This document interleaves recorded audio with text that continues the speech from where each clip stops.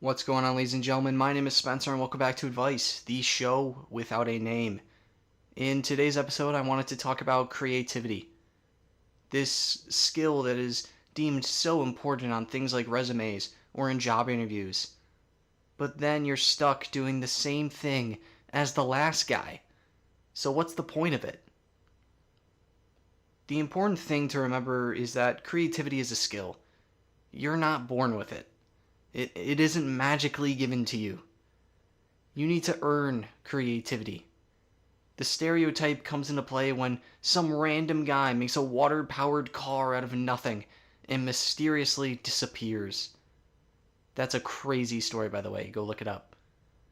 You can see these geniuses make something out of nowhere, and psychologically, it weighs you down, saying you couldn't make something half as good as that. My favorite tip is to be open. If you're a social guy, no problem, but even if you're not, you can be like me. You can be open to a whole lot of other things. I listen to everything around me, and I'm able to remember stuff pretty well. So when the time comes, you're able to think of these conversations, these ideas that others had, and make them your own in the fun part. You have to add your twist on it. I don't really watch Ludwig anymore. That old era of my life is kinda done, and I preferred a lot of his old content anyways, but I digress. The one thing I took away from watching him, though, is his yoink and twist philosophy. I think it's the best way to interpret creativity because I think we're running out of new ideas. The world can't think of new ideas forever. I have staked my flag on the machinima community, so this next point may sail over your heads. It's the place where I grew up. I learned all of the tips of the trade about content creation, or maybe everything I shouldn't do. In that community, nobody is solely original. Everyone wants to be Red vs. Blue or Rise of the Spartans.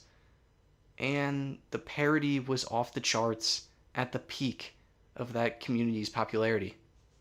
The projects that held everything close to the vest and just did that formula again were still successful and were very much so popular. Sometimes working inside the norm works. And that's where you are. You're skirting the line and following what has been successful in the past. But on the outside, it just looks like you're doing the exact same thing. The best machinimas were the ones that were still on that line, but had that foot on the outside, adding something, no matter how small. It took an idea and added a twist. Something on the surface you can just roll your eyes at, but the second you actually watch it, everything becomes more clear. I think there's a thing as too much creativity or being fake creative. Very two different sides of the story, I know. There's a reason John and Smith are the most common first and last names because sometimes it's okay to be comfortable. Celebrities try to be too creative and give their kids some of the worst names I've ever seen. Sometimes it's okay to assume no one else is creative, that nobody is looking for you to make a play. If life was all creativity, then what would be the point of a script? Balancing that is the important part. And since I can't tell you that, I'm going to call it for today. Do you think you're a creative person? If so, what is your best idea? And if not, how does that make you feel?